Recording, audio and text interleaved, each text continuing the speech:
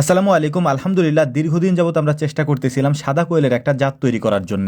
মূলত আমাদের এখানে যে কোয়েল পাখিগুলি আছে তার মধ্যে থেকে সাদা যে কোয়েল পাখি আছে এই কোয়েল পাখিগুলিকে আলাদা করে ব্রিডিং করিয়ে তারপর তার থেকে ডিম সংগ্রহ করে ওই ডিম দিয়ে বাচ্চা ফোটানোর পরে বাচ্চা কি সাদা হয় কিনা এটা দেখার জন্য আমরা একবার আলাদা করে ডিম দেওয়ার চেষ্টা করেছিলাম। এটা করার জন্য সবার আগে আমরা যে কাজটা করেছি সেইটা হচ্ছে সাদা কিছু কোয়েল পাখি আমাদের এখানে যে বাচ্চাগুলি ফোটে ওইখান থেকে আমরা আলাদা করে রেখেছিলাম। ওই বাচ্চাগুলি বড় হওয়ার পর যখন ডিম দেওয়া শুরু করে ওদের মধ্যে আমরা শুধু সাদা কোয়েলগুলি রেখেছিলাম।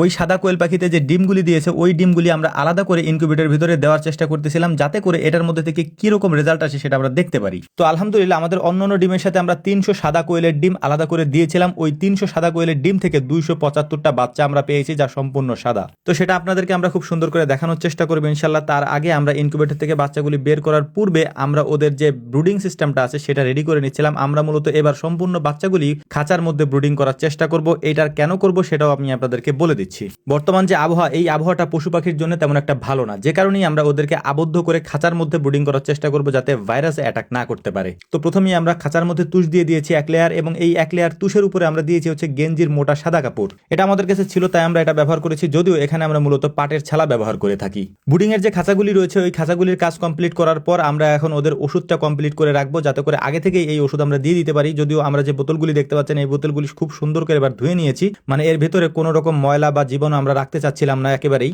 আর খাবার এবং পানির পাত্রগুলি আমরা আগেই দেওয়ার চেষ্টা করি, কারণ পরবর্তীতে বাচ্চা দেওয়ার পরে এগুলি দেওয়া অনেক কষ্ট হয়ে যায়, মানে এগুলি দিতে গেলে বাচ্চাগুলি ওটার নিচে এসে বসে থাকে। আর একটা বিষয় আপনাদেরকে এখানে বলে রাখি, সেটা হচ্ছে যে পানির পাত্রগুলি দেওয়ার সময় আমরা যে নিচে পেপারটা দিই এই পেপারটা দেওয়ার কারণ হচ্ছে যাতে করে এই বাচ্চাগুলি নিচের জায়গাটা ভিজিয়ে না ফেলে। পেপারটা ভিজে গেলে পরবর্তীতে এটা চেঞ্জ করে ফেলা যায়। তো আলহামদুলিল্লাহ সব কাজ কমপ্লিট। এখন আমরা এই বাচ্চাগুলিকে বের করে আনবো এবং এই ব্রুডারের মধ্যে দিয়ে দেবো। তো দেখতেই পাচ্ছেন মাশাআল্লাহ সাদা কোয়েলের বাচ্চাগুলি দেখতে কত সুন্দর হয়েছে। যদিও এখানে সবগুলি সাদা ফুটে নাই, কিছু বাচ্চা এলোমেলো হয়েছিল, অন্য কালারের হয়েছিল, সেগুলিকে আমরা চেঞ্জ করে সাদাগুলিকে এখানে দিয়ে দিয়েছি। তারপরেও প্রায় 270 বা 75টার মতো বাচ্চা আমরা পেয়েছি 300 ডিম দিয়ে, মানে সাদা কোয়েলে যে ডিম দিয়েছিলাম তার মধ্যে ম্যাক্সিমাম বাচ্চাগুলি সাদাই ফুটেছে। একটা বিষয় এখানে আপনাদেরকে বলে রাখি, সেটা হচ্ছে সাদা বাচ্চাগুলির মধ্যে আলাদা কোনো স্পেশালিটি নাই, কারণ হচ্ছে যে এই বাচ্চাগুলি আমরা শখ করে, মানে দেখতে যেহেতু সুন্দর লাগে এই কারণে আমরা শখ করে এই ডিমগুলি আলাদা দিয়েছিলাম এবং সাদা বাচ্চাগুলিকে আমরা আলাদা ব্রুডিং করেছি এবং এর আগেও করেছি যে বাচ্চাগুলি সাদাই হয়েছে এবং সাদা কিছু কোয়েল পাখি আমাদের কাছে আছে যেটা দেখতে সুন্দর, যে কারণে আমরা আলাদা করে রাখি। তবে এবার শুধু সাদা না, আমাদের এখানে 3 ধরনের কালারের কোয়েল পাখি হয়, 3 ধরনের কালারে মিক্স থাকে। এবার এই 3 ধরনের কালার কি আমরা আলাদা আলাদা করে ফেলেছি। সাদা,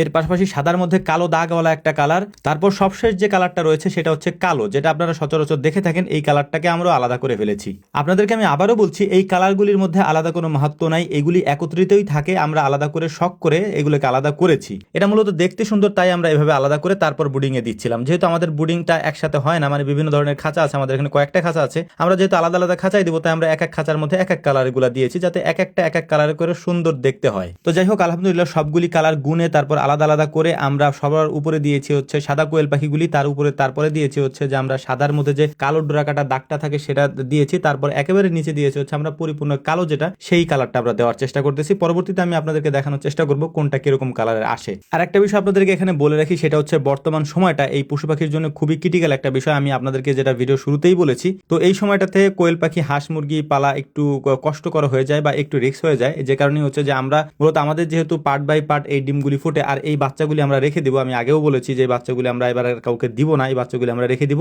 1400 বা 1500 বাচ্চার মতো আছে, এটা আমরা রাখার জন্যই মূলত এবার বাচ্চাগুলি ফুটিয়েছিলাম আর কি। তো যাই হোক আমাদের জন্য দোয়া করবেন। আসসালামু আলাইকুম রহমতুল্লাহ।